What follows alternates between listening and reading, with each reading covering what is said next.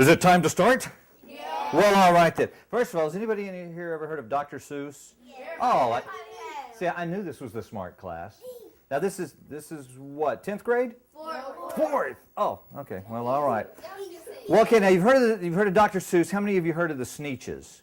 Some of you have. Anybody not heard of Sneetches? That's okay. Okay. Well, we're going to learn some about Sneetches today. See, there's different kinds of Sneetches. Can you tell me the difference between that Sneetch and that Sneetch? You see anything different between that Sneetch and that Sneetch? They won't have a star and they won't down. Ooh, you are smart. Exactly. Now, those star-bellied Sneetches had bellies with stars, but the plain-bellied Sneetches had none upon theirs. Those stars weren't so big, they were really quite small. You might think such a thing wouldn't matter at all, but because they had stars, all the star-bellied Sneetches would brag, "We're the best kind of Sneetch on the beaches." With their snoots in the air, they'd sniff and they'd snort. "We'll have nothing to do with the plain-belly sort." And whenever they met someone, they were out walking, they'd hike right on past them without even talking. When the star-bellied children went out to play ball, could a plain belly get in the game? Not at all. You could only play if your bellies had stars. And the plain-bellied children had none upon theirs. When the star-bellied Sneetches had Frankfurter roasts, or picnics, or parties, or marshmallow toast, they never invited the plain-bellied Sneetches. They left them out cold in the dark of the beaches. They kept them away, never let them come near. And that's how they treated them year after year. And I ask you, is that a nice way to treat people? No. Not at all. You seem like you are that.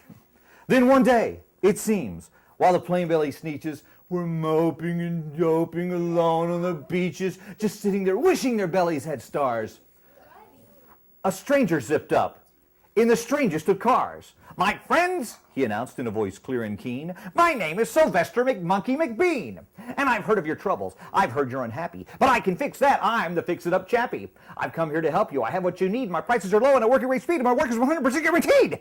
He's what we call a fast talker in the biz. Then quickly, Sylvester McMonkey McBean put together a very peculiar machine, and he said, "You want stars like a star-bellied Sneetch? My friends, you can have them for $3 each. Just pay me your money and hop right aboard." So they clambered inside, and the big machine roared, and it clonked, and it bonked, and it jerked, and it burked, and it bopped them about. But the thing really worked. When the plain-bellied Sneetches popped out, they had stars. They actually did. They had stars upon theirs. Then they yelled at the ones who had stars at the start, "We're exactly like you. You can't tell us apart. We're all just the same now, you snooty old smarties. And now we can go to your Frankfurter parties." "Good grief," groaned the ones who had stars at the first. "We're still the best Sneetches, and they're still the worst. But now how in the world will we know?" They all frowned. "If which kind is what, or the other way around?" Then up came McBean with a very sly wink, and he said, "Things are not quite so bad as you think, so you don't know who's who. That's perfectly true. But come with me, friends. Do you know what I'll do? I'll make you again the best Sneetches on the beaches, and all it will cost you is $10 eaches." Hey, how much did he charge those first Sneetches? He's charged them 10. You think maybe he's just in it for the money? Yeah. Doesn't even really care. You may be right. "Belly stars are no longer in style," said McBean. "What you need is a trip through my star-off machine. This wondrous contraption will take off your stars, so you won't look like Sneetches who have them on theirs."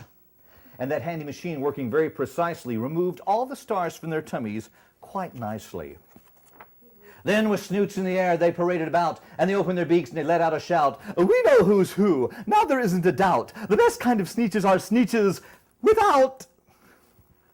Then, of course, those with stars all got frightfully mad. To be wearing a star now was frightfully bad. Then, of course, old Sylvester McMonkey McBean invited them into his star-off machine. Then, of course, from then on, as you probably guessed, things really got into a horrible mess. All the rest of that day on those wild, screaming beaches, the fix-it-up chappie kept fixing up Sneetches. Off again, on again, in again, out again. Through the machine, they raced round and about again, changing their stars every minute or two. They kept paying money. They kept running through until neither the plain nor the star-bellies knew whether this one was that one, or that one was this one, or which one was what one, or what one was who.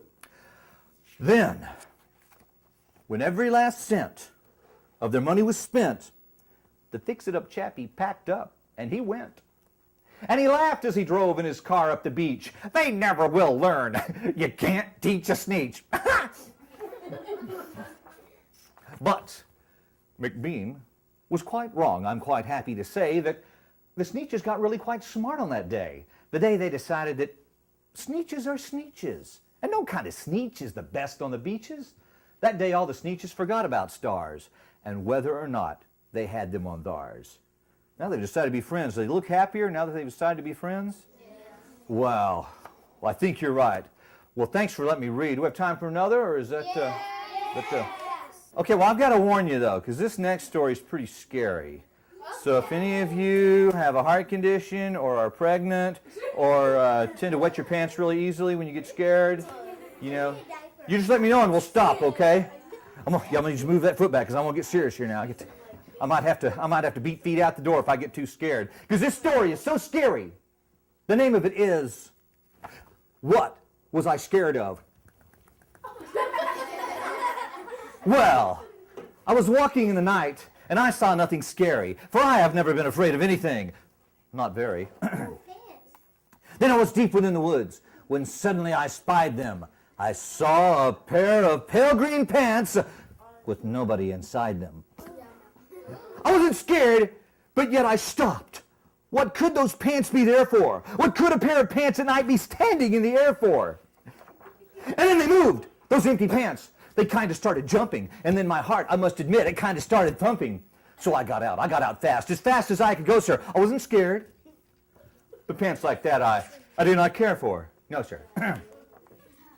After that, a week went by. One dark night in Greenwich, I had to do an errand there and fetch some Greenwich spinach. Well, I fetched the spinach, and I was starting back through town when those pants raced round a corner, and they almost knocked me down.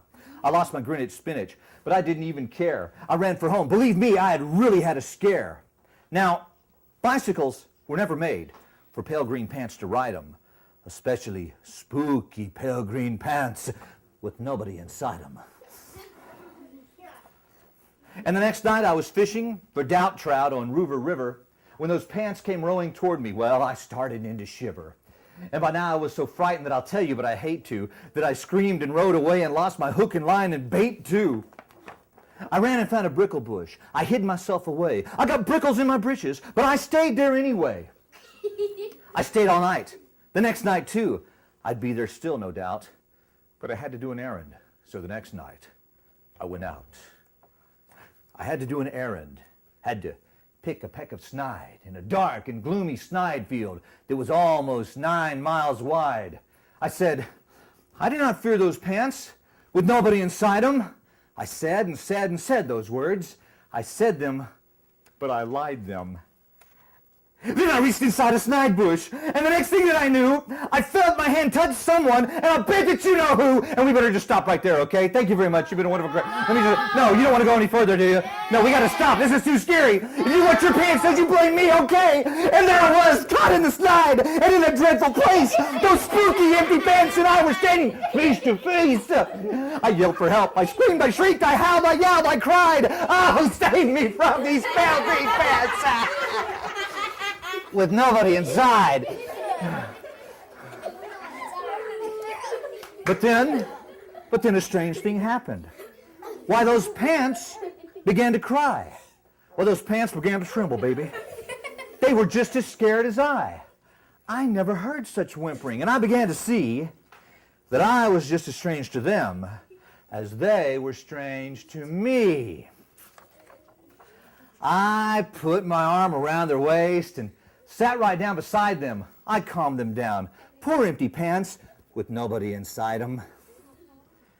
And now, we meet quite often, those empty pants and I, and we never shake or tremble. We both smile and we say, what? Hi. I could not have made it through that story without you. Thank you for your bravery and for helping me make it through. Thank you.